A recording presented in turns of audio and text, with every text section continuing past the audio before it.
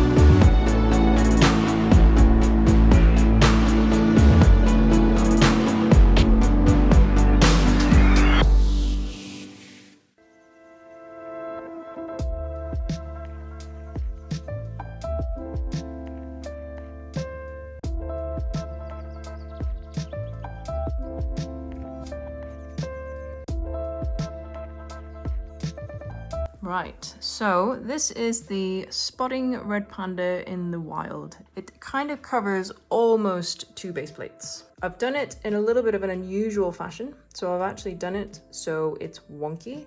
And the reason why I did that is because I didn't want the straight kind of cut square edges. I wanted everything to be slightly, you know, on an angle, because there's nothing worse, like I say, than kind of square spaces. So the pagoda's kind of sitting on a bit of an angle, and that gives the person viewing from the front a little bit of a sneak peek into the little red panda house there. I added bamboo in here.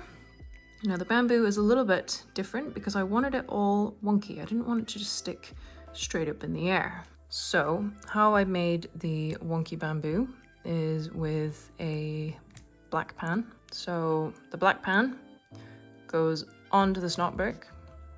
I'm not saying that this is the most perfect way, but this is what I created today. And then I put a holy single stud in it. The bamboo sits on there, and then that means it can go like this. I didn't have any other colors other than black, so I then placed a single leaf over the top of there just to hide the fact that that exists. And it creates a really naturalistic style forest where all the bamboo is just kind of in every kind of angle that you can imagine. So everywhere where I've placed bamboo, the majority of it is wonky, but then there are a few that are just straight up and down. There are 4 red pandas out in the wild. I mean, it is very unusual to find 4 in one place, but this is Lego, so we're gonna have a bit of artistic license.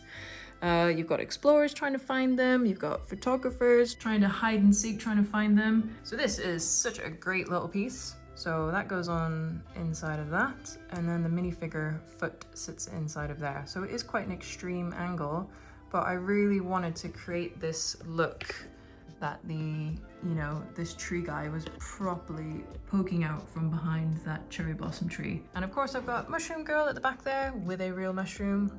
I've got a person dressed as a deer. There's another tree guy in there who's been attacked by birds. And then I've got 2 more birds, bluebirds, and a little bluebird nest there. Another red panda over by the house there.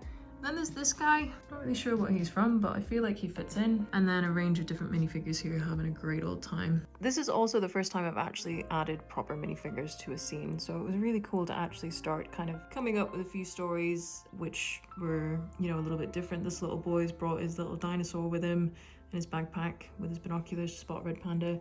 This guy doesn't really care about red pandas. He's most excited about the cakes. I don't know where he got the cakes from. Giraffe guy, don't know. Oh, and of course that is me in the middle there with my camera, because red pandas, if you hadn't known already, were my favouriteest animals in the whole widest world. The guys in the woods hiding, and the explorer guy who's on a mission. He's actually from the actual red panda set, and he's got his little map there with a red panda on it. And then of course we've got all kinds of plants all mixed up. We've got the bees, the butterflies as well. And of course, using the same kind of planting technique as what I've used in other kind of scenes, mixed and matched with colors, not filled every single stem. So some of the stems are empty. I've doubled up with some studs there to try and create a bit of like a different type of flower. Done some different building techniques with plants there. Looks like a naughty plant. I feel like there's naughty plants where red pandas live in the wild.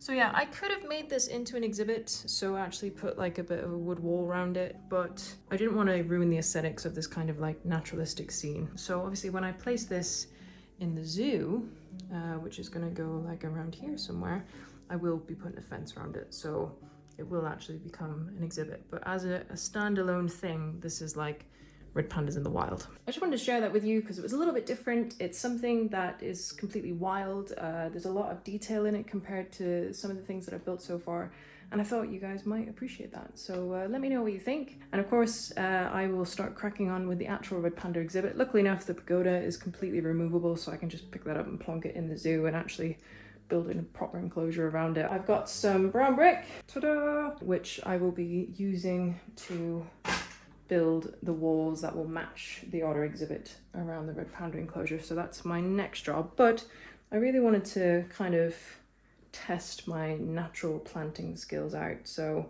I hope that you enjoyed that video, and of course if you haven't done already, please do remember to like this video and subscribe to the ZooBricks channel, and I shall see you next time.